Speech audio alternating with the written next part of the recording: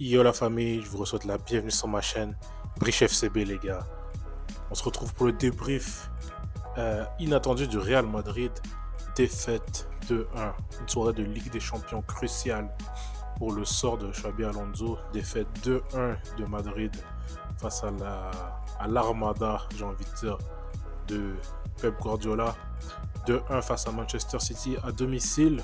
Et pourtant les gars, on pourrait se dire que la crise à Madrid s'enfonce et puis que Alonso est sur le départ imminent et que dès demain on pourra entendre l'information sacked in the morning.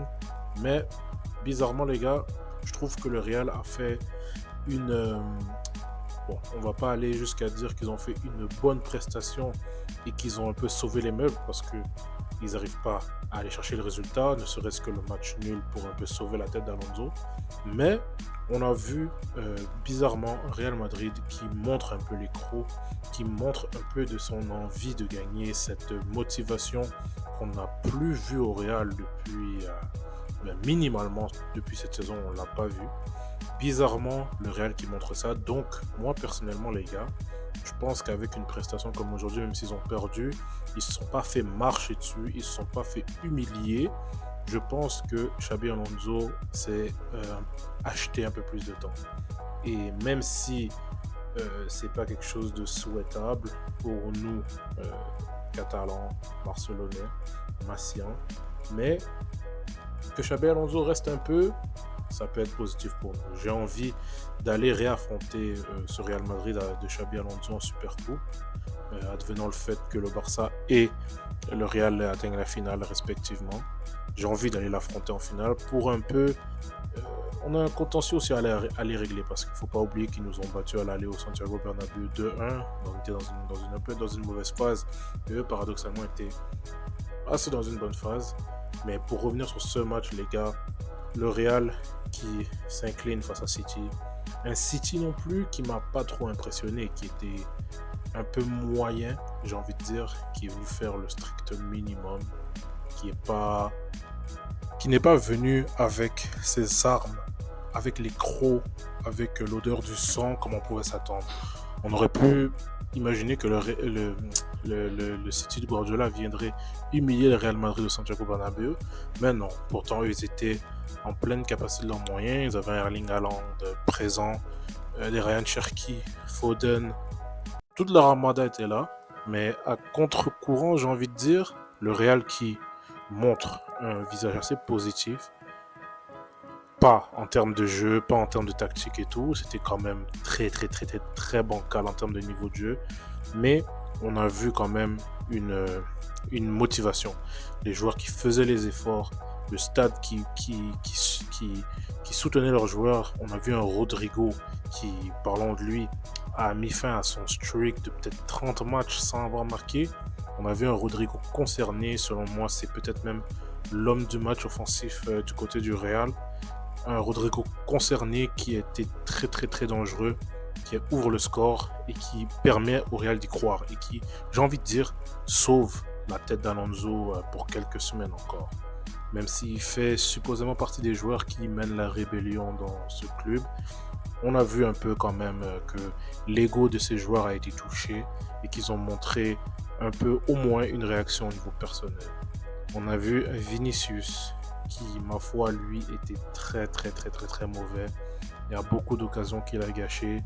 On pouvait même croire que lui, précisément, jouait pour tuer Alonso, j'ai envie de dire, pas pour rentrer dans les théories du complot, mais très mauvais match de sa part. Il était en dehors de, vraiment à côté de la plaque. On avait un Kylian Mbappé absent, qui n'était pas là, et c'est pas pour jeter des possibilités, mais est-ce qu'on peut voir un peu la différence lorsque Mbappé ne joue pas? C'est pas pour dire que c'est lui le problème, mais lorsqu'un Kylian Mbappé ne joue pas et qu'à sa place il y a une présence offensive, c'est-à-dire une présence dans la surface offensive à 9, c'est-à-dire Gonzalo Garcia en début de partie et Hendrik sur la fin, on a vu une différence. On a vu que le Real pouvait être dangereux. On a vu que les ailiers du Real peuvent être plus libres. On a vu que Bellingham a beaucoup plus d'impact sur le jeu.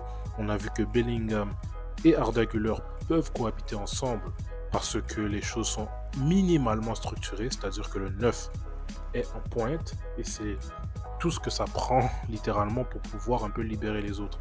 On a vu cette différence avec la présence de Gonzalo et Hendrick et notamment l'absence de Kylian Mbappé. Donc là, le Real fait face à un dilemme. Bon, c'est pas vraiment un dilemme parce que Kylian Mbappé va jouer dès qu'il va être disponible, mais ils font face à un dilemme quand même sportif qui est-ce que on met de l'avant Kylian ou est-ce qu'on met de l'avant tous nos autres joueurs? Parce que clairement, on remarque qu'avec la présence de Kylian, ça bride un peu les autres. Et c'est pas pour critiquer Kylian dans son comportement ou dans sa tyrannie, je vois beaucoup de blagues à son sujet. Je pense que Kylian n'est pas le même humainement au Real qu'au PSG. Au PSG, il était un peu sur une chaise en or où il pouvait un peu avoir le plein pouvoir de tout.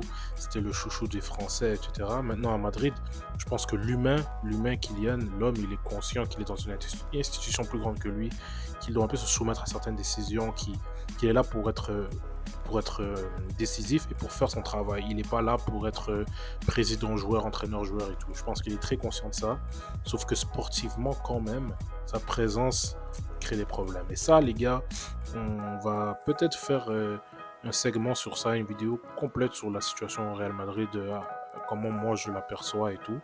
Mais pour continuer sur ce match, comme j'ai dit, on a vu un Rodrigo qui a ouvert le score, qui lance le Real, qui une très très bonne entame de match de ce que j'ai vu, toute proportion gardée les gars, pour pas croyez pas qu'on a revu le Real Prime, mais on a quand même vu un Real concerné. Donc, dans les premiers instants, la première mi-temps, j'ai envie de dire, était très bien.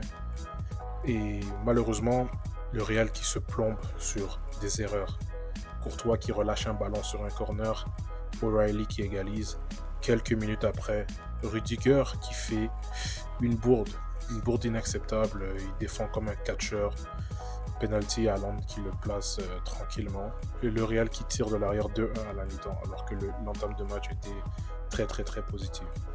Pour dire, le Real c'est vraiment s'aborder lui-même parce que j'ai envie de dire l'erreur de la faute que Rudiger fait, ça me fait un peu penser à pas pour comparer à Araujo, mais ce qu'Araujo a pu nous faire dans des moments où on est dans des situations de match où on se dit que c'est pas le moment de faire une faute. Au pire, laisse le joueur, peut-être qu'il va pas marquer, mais on continue et on se prend pas le coup au moral de prendre un penalty et tout ça. Rudiger, qui est un joueur normalement qui doit être expérimenté, j'estime qu'il n'a pas le droit de faire ça et puis bon. C'est pas pour rien que Adil Rami l'a beaucoup critiqué et je pense qu'il y avait beaucoup de choses qui cachaient les lacunes de Rudiger ces dernières années, notamment le fait que le Real gagnait. Mais là, on voit que il a plus le niveau tonton. Là. Il faut laisser la faire. Là, peut-être que tu peux t'en sortir en faisant ce genre de tacle en Liga et que la VAR va peut-être être favorable au Real de Madrid. Mais en Ligue des Champions, t'as pas le droit et tu pourras pas t'en sortir. Donc là, le Real qui est plombé, un peu, je pense que ça a pris un coup au moral. Et en deuxième mi-temps, on a vu un peu le retour du niveau du Real Madrid. Un jeu découpé, le milieu qui est inexistant. Tout ce qu'on avait vu cette saison, mais il y avait quand même envie. Et l'entrée d'Hendrick a montré ça. Ses premières minutes de la saison, il met un poteau, il aurait pu délivrer le Real Madrid, lancer sa saison personnelle. Mais ça n'est pas arrivé. Et puis le match qui au final est un peu à l'image du Real Madrid. Par contre, comme j'ai pu le mentionner, je pense que Xabi Alonso s'est magasiné quelques matchs de plus. Déjà, je pense qu'il va finir l'année. Je pense qu'ils vont peut-être le laisser jusqu'à la Supercoupe. Et peut-être que la Supercoupe sera un tournant pour lui. Moi, j'aimerais bien que ça continue jusque-là pour qu'on puisse les réaffronter. Mais ça reste à voir. Donc les gars, c'était un peu ce petit débrief du match du Real. Vu leur situation, je me suis permis de la commenter. Peut-être qu'il y aura une vidéo sur mon opinion de la situation du Real Madrid avec les problèmes de vestiaire, les égos, la direction, la gestion, le cas Vini et aussi juste la position délicate dans laquelle Xabi Alonso s'est retrouvé dans ce vestiaire. Laissez-moi savoir en commentaire si c'est quelque chose que vous voulez qu'on fasse. Moi, j'ai ma petite opinion là-dessus, donc ça ne me dérangerait pas. En fait, ce sera avec plaisir que je vous la partagerai. Sinon, les gars, moi, je vais vous souhaiter tout de suite à très vite et à bientôt, parce qu'on a déjà nos matchs à se concentrer. Il y aura peut-être une actu Barça qui va venir en milieu de semaine. en milieu de semaine. On est déjà en milieu de semaine, mais il y a peut-être un petit Barça qui va venir demain. Sinon, les gars, on se retrouve pour le prochain débrief du Barça. Et comme je vous dis, à très vite et à bientôt. Et comme on le sait tous, malgré que c'est une vidéo du Real, comme on le sait tous. Visca el Barça! Visca Catalunya! Visca el Barça, sempre.